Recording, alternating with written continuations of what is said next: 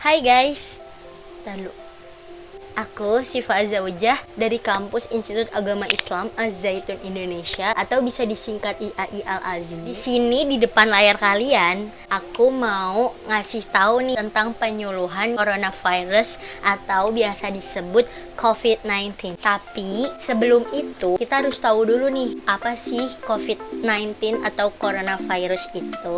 Nah, jadi COVID-19 ini adalah suatu penyakit dengan jenis baru yang dimana para ilmuwan belum bisa menemukan penyebabnya. Ada setidaknya 2 jenis coronavirus yang dapat menyebabkan penyakit, dapat menimbulkan gejala berat seperti Middle East Respiratory Syndrome atau bisa disebut MERS dan Severe Acute Respiratory Syndrome atau bisa disebut dengan SARS. Virus corona ini adalah jenis zoonosis yang mana ditularkan melalui antara hewan dan manusia. Kemudian penelitian menyebutkan bahwa SARS ditularkan melalui kucing luwak kepada manusia dan MERS adalah dari unta ke manusia. Adapun hewan yang menjadi sumber penularan COVID-19 ini masih belum bisa diketahui. Pada tanggal 31 Desember 2019, ada seorang lelaki di mana dia mengidap pneumonia berasal dari kota Wuhan, Provinsi Hubei, Cina. Tapi di sini WHO China Country Office belum bisa mengetahui pneumonia yang diidap oleh lelaki tersebut ini ternyata coronavirus. Dan tapi akhirnya pada tanggal 7 Januari 2020 WHO menemukan pneumonia yang diidap laki-laki tersebut adalah coronavirus disease atau COVID-19. Pada tanggal 2 Maret 2020, Indonesia melaporkan kasus COVID-19 ini sebanyak 2 kasus. Dan sampai saat ini, 15 April 2020, angkanya makin terus bertambah, makin signifikan, dan bahkan sebanyak 34 provinsi di Indonesia yang terkontaminasi. Oke. Kalian pasti bertanya-tanya kan, kenapa sih COVID-19 ini cepat banget nularnya?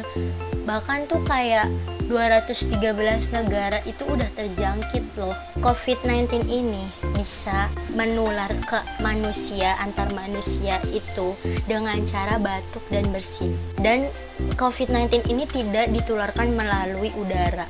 Karena kenapa nih? Pertama, kalau kalian batuk ataupun bersin, pasti sesuatu atau cairan itu kan bakal keluar dari mulut kalian kan. Nah itu tuh di dalam cairan itu tuh kita nggak tahu ada virus apa aja. Siapa tahu kan ada virus COVID-19. Makanya banyak banget kan kalau orang-orang yang dekat kita tuh bakal bisa langsung kena gitu.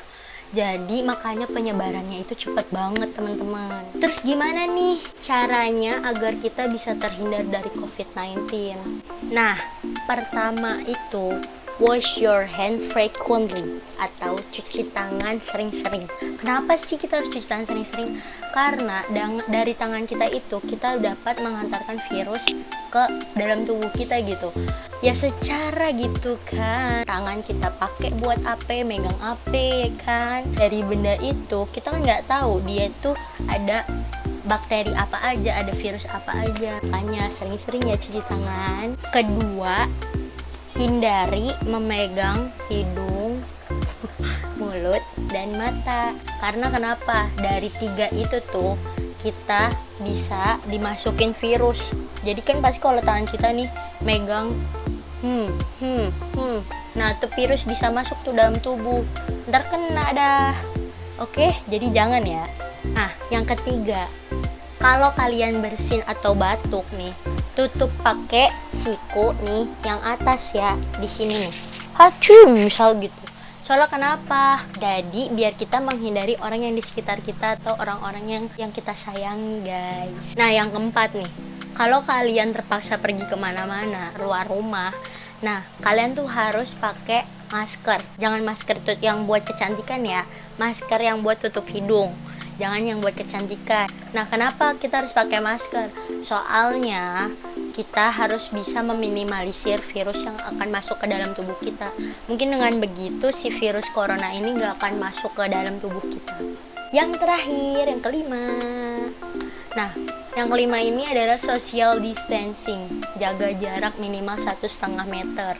Kenapa sih harus jaga jarak? Jaga jarak ini itu diperluin banget teman-teman, karena dengan jaga jarak terutama dengan orang yang memiliki gangguan pernafasan. Oke, kenapa? Karena ketika dia batuk, kita yang deket nih misal, tapi kita udah social distancing nih 1,5 meter.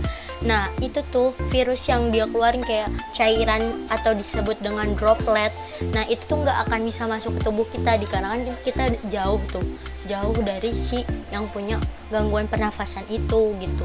Jadi maksud aku di sini kita tetap social distancing sama siapapun karena kan kita nggak tahu ya, walaupun si orang-orang tuh kelihatannya tuh sehat tapi kan kita nggak tahu karena kan gejalanya juga susah gitu diketahui COVID-19 ini gitu teman-teman.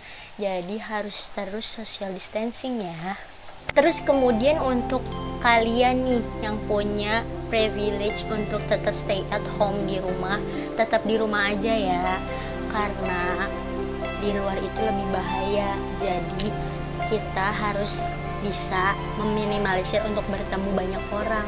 Jadi tahan dulu, yang mau jalan-jalan, yang mau shopping, yang mau foto-foto, itu ditahan dulu ya. Nanti dulu, sabar, sebentar lagi, nggak tahu sih kapan.